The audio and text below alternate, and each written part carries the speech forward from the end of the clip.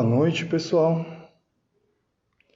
Aline, boa noite. É um prazer ter você aqui. Isabela, Rê Bonifácio, Sueli Bezerra, o pessoal sempre aí companheiro na live, né? Vamos esperar chegar aí a Martinha, tá vindo também. Boa noite, pessoal que tá chegando. Hoje nós vamos falar de um assunto muito especial, que tem me ajudado na vida profissional e tem me ajudado também na minha vida pessoal. Boa noite, Estela, de longe, hein? Yas, é um prazer ter todos vocês aqui, viu, pessoal? Bom, vamos começar com aqueles convites básicos, né, que faz parte de qualquer... Daisy, Douglas, boa noite, que faz parte de toda a live, eu não podia fazer diferente. Se você acha que o conteúdo que nós vamos abordar aqui hoje sobre infertilidade vai ajudar alguém além de você, não deixe de compartilhar essa live, de mandar um aviãozinho, tá bom? Para a gente fazer com que o assunto chegue a mais pessoas, tá? Lembrar também que eu tenho vários vídeos, pessoal, tanto no Insta, no IGVT, aqui no Fertilidade e Saúde, quanto lá também. Ô Martinha, bem-vinda, primeira vez aqui. Bom, tanto no Insta quanto no YouTube eu tenho vídeos, tá? Diariamente eu tenho colocado alguns vídeos, alguns maiores, outros menores, para a gente poder ajudar a expandir, né, o assunto da infertilidade, não só aquilo que corriqueiramente vocês têm facilidade de acesso aqui nas mídias sociais, como Era, Emma, Alice, o que a gente faz do ponto de vista biológico, mas principalmente como a gente pode vencer essa batalha do ponto de vista emocional, com inteligência e também com segurança. Tá bom, pessoal? E o título da live, boa noite para quem está chegando, Dri, sempre ajudando a gente, Samuca, Cássia, boa noite, pessoal. O assunto de hoje é o que pode estar destruindo o seu sonho e talvez você nem saiba. Então eu diria que o nosso bate-papo hoje é um convite para você voltar a sonhar, para você ter esperança e para ter uma vida melhor enquanto a sua maternidade, a sua paternidade não bate a porta. Tá? Natália, boa noite, viu? Bom, e por que eu resolvi então falar desse assunto, né? Esse mistério que já eu vou tornar claro para vocês. Primeiro porque ele é comprovado pela ciência. A ciência demonstra que realmente isso que eu vou falar tem relação com a nossa vida, não só dentro da fertilidade, mas em outros cenários também. Segundo, pessoal, porque nesses 16 anos de medicina reprodutiva, eu fui bombardeado pela medicina baseada em evidência e eu pude contemplar diferentes cenários de sofrimento, de dor, de desânimo, de desistência, de jogada de toalha mesmo, onde as pessoas chegaram no fundo do poço, nessa labuta de tentar alcançar a gestação sem sucesso. E eu sempre me fazia a pergunta, puxa vida, eu estudo tanto, eu me baseio tanto no que a ciência recomenda para a gente tentar melhorar as chances de gravidez, tecnologia, procedimentos novos, eventualmente a biópsia, o ERA, o EMA, o ALICE, a biópsia embrionária, tanta coisa disponível na prática clínica, mas nós deixamos de lado talvez uma das peças fundamentais, que é tratar a infertilidade na mente, no coração, nas emoções, né? Então, esses 16 anos eu me fazia essa pergunta e eu precisei descer no fundo do poço, precisar da ferramenta que eu vou conversar com vocês, para realmente ver que a gente pode ser sim vitorioso nessa jornada, além de simplesmente ter um teste de gravidez positivo ou concretizar a maternidade e a paternidade. Nessa luta, nessa jornada, a gente pode ser vitorioso mesmo antes de abraçar um filho. E é isso que nós vamos falar aqui hoje. Bom, lembrar vocês aqui um pouquinho, pessoal, teve o pessoal que chegou aqui depois, que o grande motivo desse canal é trazer acolhimento para vocês e também disponibilizar ferramentas de inteligência emocional para que mais pessoas consigam alcançar o sonho da maternidade e da paternidade. Não só no contexto biológico, como eu falei, mas também a gravidez que ocorre na mente antes mesmo de você ter a do sonho da maternidade. Tá certo, pessoal? E para começar o assunto de hoje, eu gostaria de contar um caso clínico de uma paciente de Uberlândia. Foi um dos casos de maior resiliência que eu pude constatar na minha vida profissional, na minha experiência. Esse casal, ela com 43 anos, ele com 52, ambos já tinham cada um filho de outros relacionamentos, eles estavam recomeçando uma nova vida e decidiram agregar nesse novo cenário a maternidade e a paternidade novamente. Passaram comigo pelo caso novo, ela com 43 anos, e na hora que nós fomos conversando, eu expliquei todo o contexto reprodutivo para aquela fase da vida e deixei bem claro que para ela a gente precisaria avaliar a reserva ovariana, mas que realmente a gente já estava numa fase de franco declínio da vida reprodutiva e que se a gente partisse para fertilização in vitro com óvulos próprios, a nossa jornada, haveria uma tendência da nossa jornada ter aí um caminho bem longo.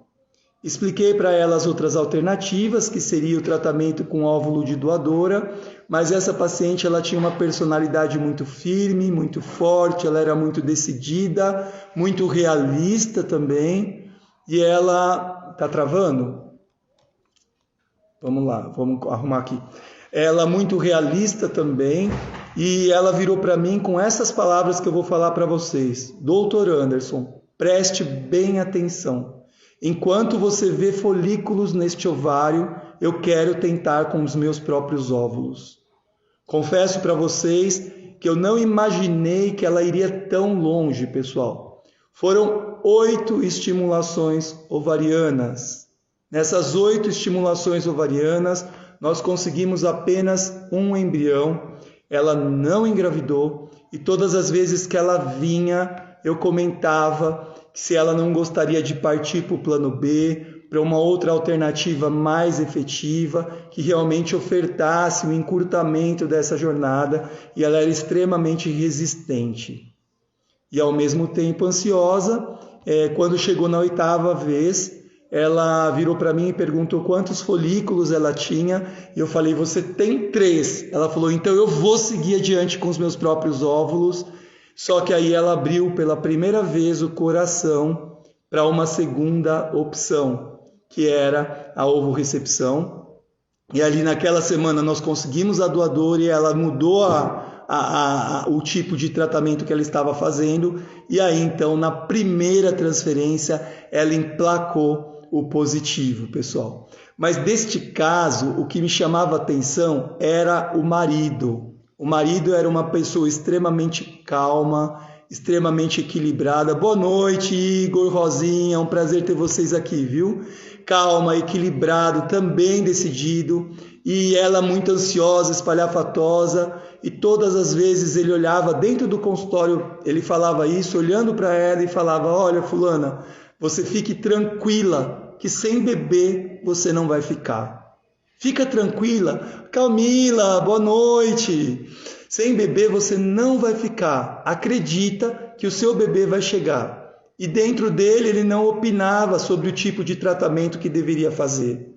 Ele se mantinha neutro e deixava ela tomar a decisão. Um homem muito sábio, né? Porque nessas horas se a gente abre a boca, sobra para tudo que é lado. Bom, pessoal, eles partiram para o sêmen de doador, mas o que eu queria transmitir para vocês com esse caso é a crença que esse marido tinha. E quando eu falo aqui de crença, eu não estou falando de questão religiosa.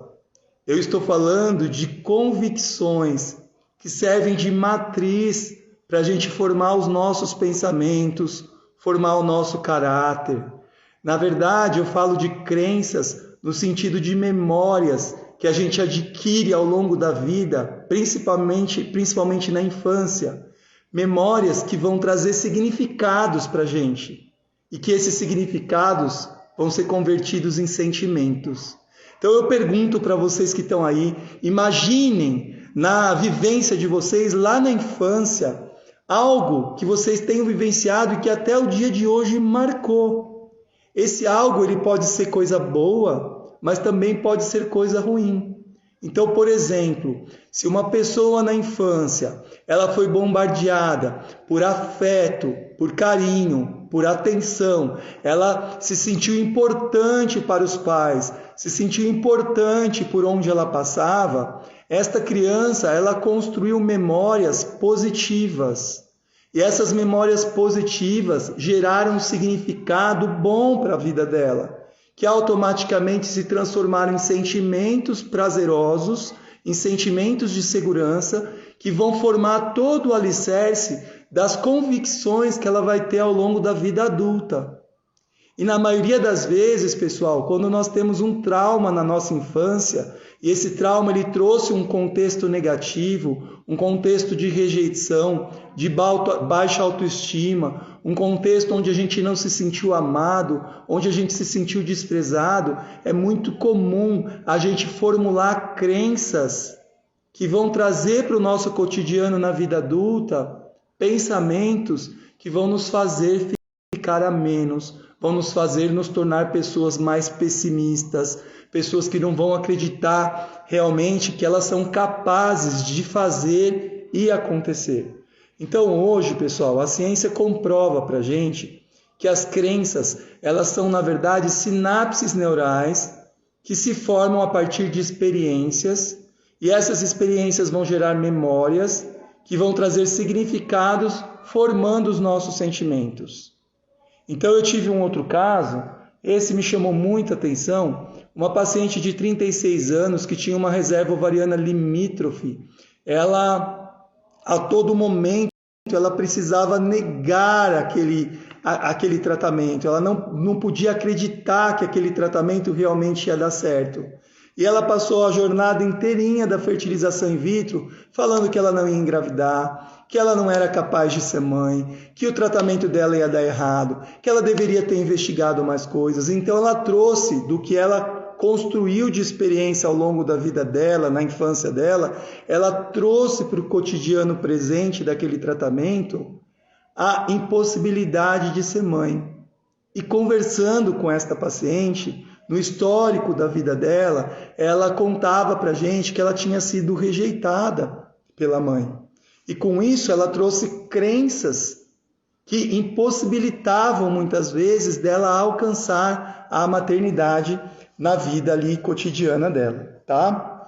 Bom, então as crenças elas têm origem em experiências pessoais, tá? Essas experiências podem estar relacionadas com outras pessoas, consigo mesmo e com o mundo em geral. E se a gente conseguir, pessoal, mudar as nossas crenças, a gente consegue enxergar o tratamento de reprodução humana de forma diferente. Porque se as crenças forem boas, a gente tende a trazer um contexto positivo, feliz para o nosso cotidiano. Mas se a crença ela é ruim, se a crença se formou num contexto prejudicial, ela tende a aprisionar a pessoa num círculo que impossibilita dela desenvolver em outros aspectos da vida conjugal, da vida pessoal, da vida profissional, da vida familiar. Tá certo, pessoal? E muitas vezes essa crença ela vai interferir na forma como a pessoa vai reagir ao tratamento da infertilidade. Então nós sabemos que aquela pessoa que tem resiliência, que tem a capacidade de recomeçar, que tem a capacidade de ter um olhar mais otimista diante do cenário dificultoso de ter um bebê na jornada da FIV, essa pessoa ela consegue lidar muito bem com as suas crenças. Se ela não teve crenças positivas, ela conseguiu reprogramá-las. E com isso ela conseguiu escrever uma história diferente na jornada da infertilidade. Vocês querem ver uma coisa? Não é incomum algumas pessoas mudarem de clínica, mudarem de médico, achando que o problema foi o local onde você decidiu fazer o seu tratamento. E na verdade, pessoal, às vezes essas pessoas elas vão engravidar em outros lugares, porque por tentativas a gente aumenta a chance de gravidez, mas outras vezes o cenário não vai ser diferente, ou pode ser até pior. Porque o problema, muitas vezes, não está na clínica, não está no médico, está na verdade dentro da pessoa, porque ela tem crenças que não permitem ela ser resiliente, que não dão a capacidade para ela recomeçar, para ela olhar para o futuro com um olhar de esperança. Hoje mesmo eu atendi um casal que ela começou o tratamento com 40 anos, teve 2 embriões. Quando a gente foi transferir, ela teve um pólipo endometrial e ela tem a baixa reserva ovariana, ela tinha 6 folículos. Então, quer dizer, o contexto já era um contexto apertado. E ela foi orientada antes do tratamento e teve o negativo. E ela veio na dúvida do que ela ia fazer, como que ela ia seguir dali para frente. Não cabia a mim decidir, mas como eu estava aqui, me preparando para fazer essa live com vocês hoje, a gente entrou nessa abordagem de crenças e deu para ver que a vida dela na infância foi uma vida de punição, foi uma vida que privou ela de tomar as suas decisões, foi uma vida que tirou a autonomia dela para realmente decidir o que ela precisava fazer. E isso está interferindo no cotidiano atual dela, interferindo na vida conjugal, na vida familiar. Então, temos que tomar muito cuidado, pessoal, porque uma vez que a gente tem uma crença que a gente desenvolveu na nossa infância, ela enraiza dentro da gente e serve de base para a gente construir o nosso caráter, construir as nossas ideias, construir os nossos pensamentos. Então, é importante a gente reprogramar essas crenças. Existe aquele velho ditado: pau que nasce torto, morre torto. Na verdade, quando a gente fala de crença, isso não é uma verdade absoluta, porque a gente consegue reprogramar essas crenças para ter um comportamento, uma atitude, uma ação, uma qualidade de vida diferente. A gente pode encontrar felicidade na nossa vida. E o que eu quero hoje trazer aqui para vocês é que essa felicidade, ela precisa acontecer antes da chegada do bebê. O que muita gente faz nesse caminho da infertilidade é achar que só vai ser feliz a hora que tiver um filho nos braços. Mas escuta, eu pergunto para você, e o seu companheiro, e a sua companheira, e a família que vocês dois constituíram? Vocês já fazem parte de uma base, de um centro. O bebê, ele tem que vir para um lar onde já está a felicidade, onde já está o equilíbrio, onde já está a união, onde já está o positivismo. Se você teve vivências, experiências que não foram positivas lá na sua infância, está na hora de você pensar no seu filho e trazer para o cotidiano do seu bebê, quando ele chegar, um ambiente que ele possa construir crenças saudáveis. E a dificuldade que você está passando hoje, ele não vai passar ali na frente. Então nós conseguimos reprogramar as nossas crenças. Quais crenças são relativamente frequentes? A crença da culpa, por exemplo.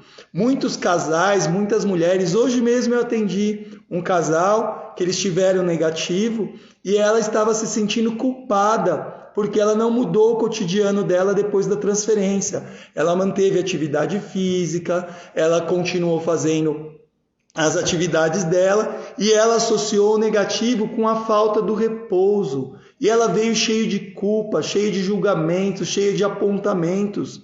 E naquele momento nós quebramos essas crenças. Como que eu quebrei? Jogando a pergunta para ela. Eu falo, olha, você acha que se você ficasse em repouso, você teria um desfecho desfavorável, teria um desfecho diferente, um desfecho favorável? Perguntei para ela, quando uma mulher engravida espontaneamente, ela só vai tomar conhecimento dessa gravidez quando tiver o atraso menstrual. Antes desse atraso, a vida dela não mudou. E ela virou, bagunçou, fez atividade física, tudo, e o bebê estava lá. Então, colocando algumas perguntas diante desse cenário desfavorável, você consegue realmente mudar a sua crença. Uma coisa muito importante que eu jogo aqui para vocês fazerem reflexão. Tá bom, pessoal, você vai passar por um tratamento de reprodução assistida. Obviamente que a gente entra na briga para ganhar, mas eu pergunto, e se o bebê não vier? Qual a pior coisa que vai acontecer na sua vida se o bebê não vier? Você vai deixar de ser esposa? Você vai deixar de ser marido? Você vai deixar de ser uma futura mamãe? Você vai deixar de fazer o seu tratamento? Então, o que eu quero mostrar aqui para vocês, pessoal, é que a gente precisa encontrar o ponto da felicidade, que é individual para cada um, antes mesmo de alcançar a maternidade. Como que a gente vai trazer para o nosso ambiente desorganizado, desequilibrado, um bebezinho, se nós mesmos não estamos bem resolvidos, nós mesmos não nos conhecemos, nós mesmos muitas vezes não nos respeitamos dentro do nosso lar? E se você organiza o seu lar, se você organiza o seu ambiente, se você organiza a sua casa, você realmente está favorecendo a chegada desse bebê, porque tudo tem a hora certa, por mais que você controle todo o processo com aspectos biológicos. Bom, mas eu comentei com vocês, como que nós então reprogramamos as nossas crenças? Se você passou por algum trauma na infância, por desprezo dos pais, se você você foi chamado a atenção de uma forma muito bruta, que isso marcou tanto, que você carrega até para os dias atuais, se você passou alguma vergonha muito grande diante de muitas pessoas e você traz isso para o seu futuro, para o seu presente, existe a possibilidade de você reprogramar crenças, não anular essas crenças que já existem, mas de você formar novas, que vão servir como nova matriz para você formar os seus pensamentos, as suas evidências, você formar o seu caráter. E como que nós fazemos? Cuidado como você comunica. A primeira coisa que a gente precisa fazer, então a primeira coisa que eu quero deixar aqui vocês olha aqui, ó. Só deixa eu colocar uma... A Ana Cláudia Constantino fala assim: também tive meu primeiro negativo mês passado e muitas vezes nos sentimos culpadas, mas não posso perder a minha fé. Exatamente, Ana, você estava com o seu negativo, esse seu negativo, ele te trouxe uma sensação do luto. Para você enfrentar o luto, você passou pelo sofrimento, isso faz parte, mas junto veio a resolução com a fé. A fé faz parte da resolução do luto, tá? E é isso daí, é olhar para frente com esperança, reprogramar a crença e vida que segue. A Yas comenta, é uma sensação de impotência muito grande, e essa impotência, Yas, ela pode ser potencializada por crenças negativas, por crenças de rejeição, por crenças pessimistas, e é isso que a gente precisa mudar. Vocês sabem, pessoal, que quem ouviu a minha história aqui no Instagram, né, que eu contei, eu passei por um processo muito difícil ano passado, pandemia, tudo mais, então eu confesso para vocês que eu precisei reprogramar muitas das minhas crenças, muita coisa que eu trazia do passado, muita coisa que eu trazia da minha infância, eu precisei fazer uma reprogramação e isso me ajudou demais. E uma coisa que já tinham me falado, mas eu não acreditava muito, é a forma como nós nos comunicamos, é a forma das palavras que a gente solta pela nossa boca. Então, por exemplo, quem vai num tratamento, eu não vou conseguir, eu vou lá, todo mundo engravida, mas eu não vou conseguir, só eu não vou engravidar. Eu falo com a fulana, com a beltrana, com a cicrana, todo mundo consegue o positivo, só eu não consigo. O que você está fazendo? Você está comunicando para si mesmo e para o seu cérebro a ativar sinapses que vão produzir substâncias químicas, hormônios, que vão traçar o caminho do quê? Da tristeza, da depressão, do pessimismo. A sua linguagem verbal, aquilo que você fala, e a não verbal, ombros caídos, cabeça baixa, desânimo, ela vai expressar aquilo que você comunicou. E essa expressão, ela vai te trazer um pensamento que pode ser traduzido por imagens internas. Você começa a imaginar a sensação do seu negativo. Você começa a pensar naquela sensação de que você não tem realmente condição de alcançar o seu sucesso. E automaticamente isso vai te trazer o quê? Um sentimento de tristeza. E esse sentimento de tristeza vai alimentar a sua crença de tristeza. E com isso nós vamos fechando esse círculo vicioso de sofrimento, que não agrega absolutamente nada no tratamento, e pelo contrário pode te fazer desviar da rota, porque nós sabemos que a jornada da infertilidade pode ter a um caminho mais longo, e se você não construir uma base, uma crença que vai te dar subsídio para você ter resiliência, para você recomeçar, para você ser capaz de se reerguer, você acaba parando no meio do caminho, e só quem não avança, só quem não tenta, realmente não consegue alcançar a gestação. Olha o que a Angélica comenta para a gente. Doutor, estou fazendo reprogramação mental através das barras de Access para tratar meus traumas de infância. Está sendo libertador. Angélica, a gente se torna outra pessoa. Quando você reprograma a crença e você quebra esses paradigmas da infância, sem dúvida nenhuma a gente renasce.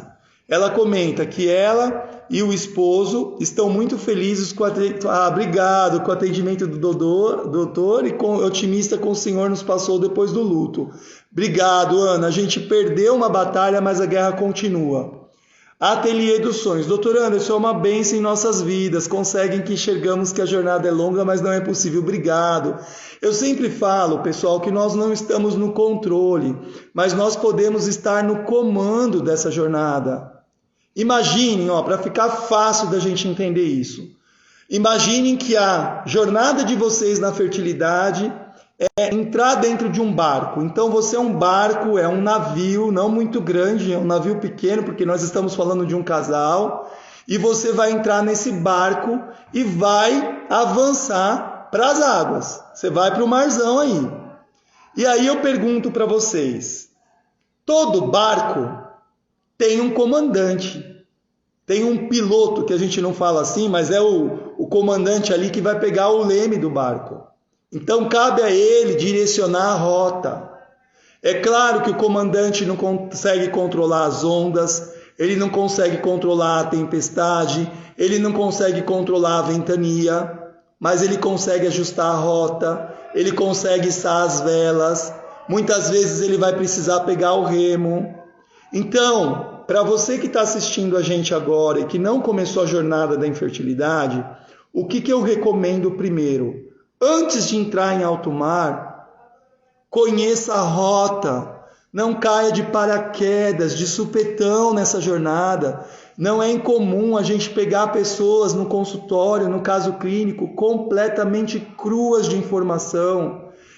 Outro dia uma paciente brincou, doutor Ana, eu só achei que eu ia entrar no mundo da FIV e estou num verdadeiro pesadelo, porque ela descobriu que tinha baixa reserva ovariana, tinha um mioma que comprometia a cavidade uterina, e ela caiu de paraquedas ali. Então vocês precisam pregar as informações, vocês precisam buscar as rotas antes de entrar no mar. Não tem condição da gente conhecer o mar completamente. A gente não sabe, por mais que você trace uma rota, você não sabe se vai encontrar um iceberg, não sabe se vai encontrar uma baleia no meio do caminho, tudo bem que elas não são inofensivas, né? Se não mexer com elas, um tubarão, você não sabe.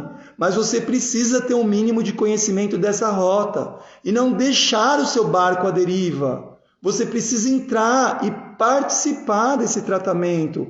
Você precisa ter responsabilidade sobre ele. O que muita gente faz, pessoal, é pegar o leme do barco, entregar na mão do médico, entregar na mão da clínica e começar a se vitimizar.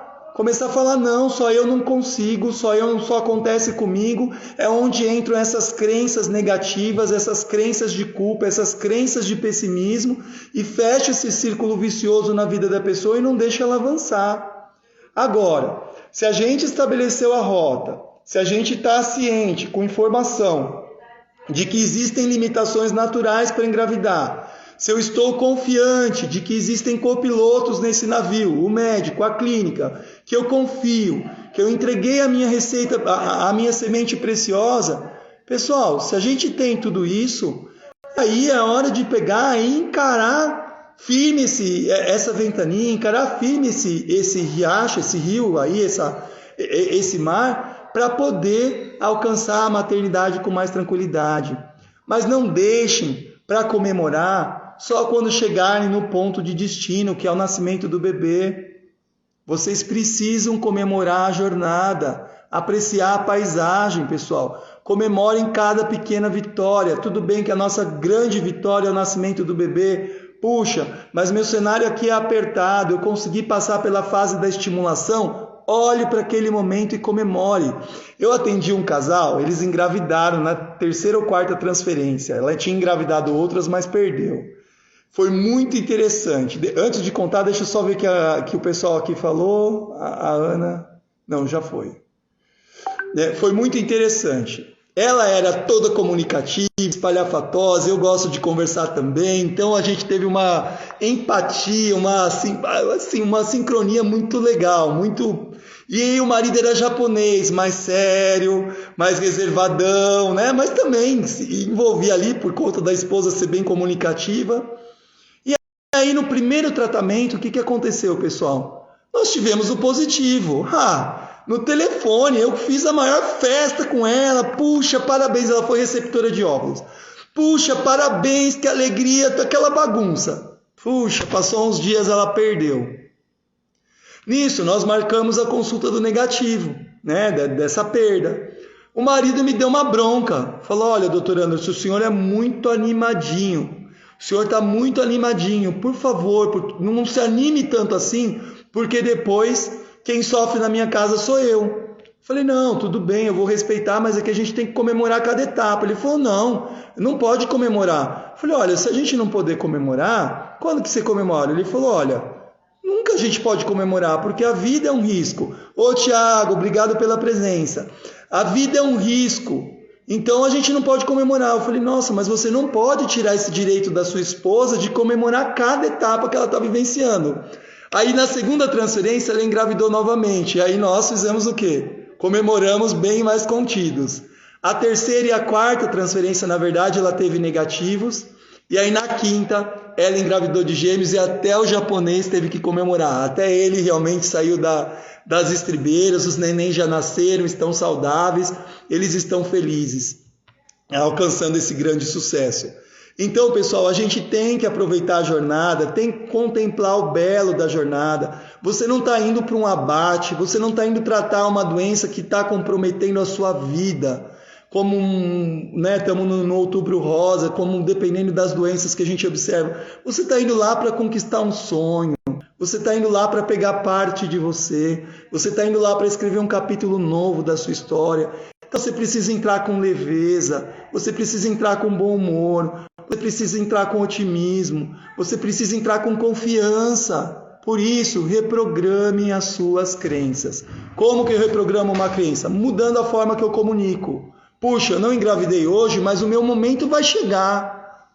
Não, eu estou aqui nessa labuta, estou nessa jornada, é desgastante, realmente é um sofrimento, é um desgaste financeiro, é um desgaste emocional, mas vale a pena pelo meu sonho. Eu vou lutar e o meu momento vai chegar. Se a fulana, a beltrana, a cicrana conseguiram, por que eu não vou conseguir? Você consegue, se outra pessoa conseguiu, você consegue.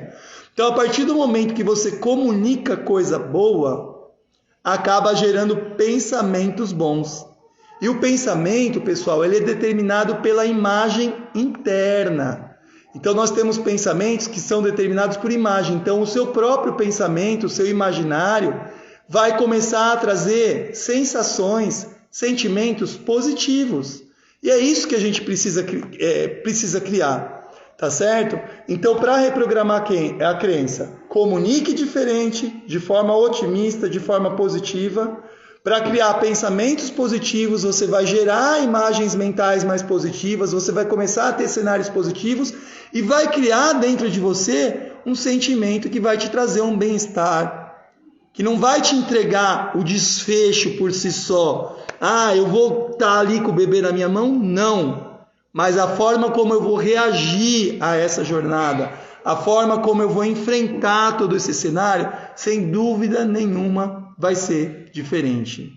A Nani comenta, verdade avante, cada vez mais perto. Sou seguidora chiclete da doutora Camila e Flávia Lanossi. É isso daí, ô Nani, não tem jeito. Você tá de ótimas aí seguidoras, né, que você está seguindo, tá? É um prazer ter você aqui com a gente. É isso daí. Eu acho que a gente tem que inverter a forma como a gente enxerga. Se você teve o negativo, você tem que pensar que você está mais perto do seu positivo. É científico, pessoal. Historicamente, a ciência mostra que quanto mais transferências, quanto mais embriões diferentes chegam no seu útero, maior é a probabilidade de alcançar a gravidez. Para vocês terem uma ideia do que eu estou falando, se você está numa estrada reta, imagine que o tratamento da infertilidade é uma estrada reta, onde a gente tem vários pontos de parada chamado maternidade. Isso é uma outra coisa que eu quero falar aqui com vocês, tá, pessoal? Cuidado com números mágicos.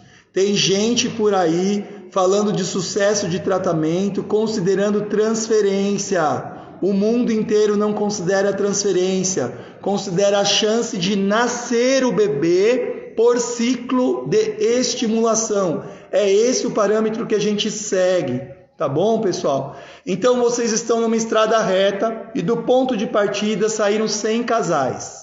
Desses 100 casais que saíram, na primeira parada, no primeiro tratamento, nós já vamos ter entrando ali aproximadamente 30 a 40 casais quando as mulheres têm até 39 anos com reserva ovariana normal. Então nós vamos ter 60 a 70 casais que vão ter que continuar a jornada. No segundo ponto de parada, eu vou ter mais 10 a 20. Então depois da segunda maternidade, eu vou ter 50 casais que conseguiram o nascimento e 50 que não conseguiram. Então a chance de gravidez ela é cumulativa ao longo do tempo. Então invertam a crença de que você teve o negativo, que você se sente culpada e que todo mundo engravida e só não, você está mais perto do seu positivo. É claro, pessoal, que muitas vezes a gente precisa rever a rota, porque o que acontece é que existem alguns cenários na vida reprodutiva que determinados tipos de tratamento são mais efetivos, como, por exemplo, o óvulo de doadora, dependendo do contexto da mulher. Outro dia eu atendi uma paciente de 53 anos que ela queria usar óvulo próprio. Eu falei, olha, você vai ser o primeiro caso no mundo que nós vamos ter gestação com essa idade com óvulo próprio.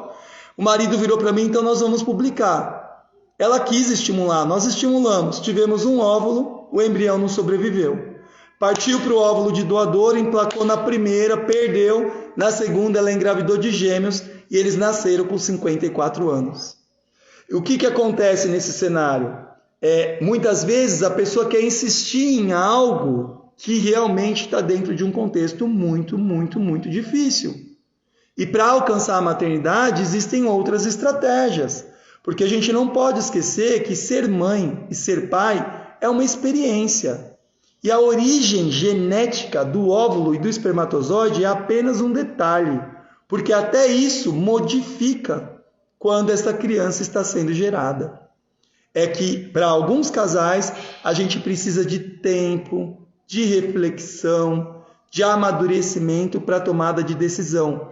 Mas se a gente não tem um certo equilíbrio das nossas emoções, se a gente não tem uma boa matriz da formação de pensamentos e sentimentos, as crenças, a gente realmente pode parar no meio do caminho e aí a gente selar a história da nossa vida como um todo. Então, pessoal, respondendo aqui o título da nossa live que eu tinha comentado com vocês, o que pode estar destruindo o seu sonho e talvez você nem saiba, e a resposta está dentro de você mesma. Dependendo das crenças que você leva ao longo da sua vida, servindo de base para a formação dos seus valores e do seu caráter, você pode estar destruindo o seu sonho, porque você se torna uma pessoa incapaz de ter resiliência, de recomeçar e de acreditar que você pode sim mudar a história reprodutiva da sua vida. A Gisélia Aleixo comenta, 45 anos, tem jeito de óvulo próprio? Gisélia, na medicina a gente nunca pode falar nunca. A paciente mais velha que engravidou com óvulo próprio, na minha experiência, tá? Foi 44 anos. 45 anos, existe sim relato na literatura científica, mas a probabilidade é muito, muito pequena.